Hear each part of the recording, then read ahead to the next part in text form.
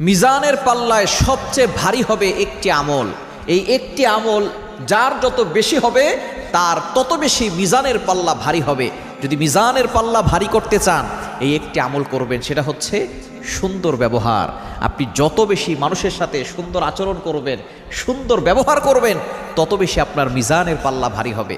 ইসলামটাকে ঘেটে আমি যতটুকু বুঝতে পেরেছি, আপনি যত বেশি মানুষের সাথে সুন্দর ব্যবহার করবেন তত বেশি দুনিয়াতে ভালো থাকবেন, আখিরাতে ভালো থাকবেন। নবীজি সাল্লাল্লাহু আলাইহি সাল্লাম এই বিষয়টা খুব বেশি ফোকাস করতেন। তিনি কখনো কাউকে কষ্ট দিতেন না, কাউকে আঘাত করতেন না।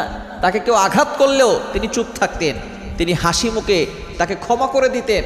নবীজি সাল্লাল্লাহু আলাইহি সাল্লামের এই সুন্দর চরিত্র যদি আমাদের ভিতরে চলে আসে, আমরা যদি মানুষের সাথে ভালো ব্যবহার করতে পারি, আমাদের জীবন সুন্দর হবে, আমাদের আখিরাত সুন্দর হবে।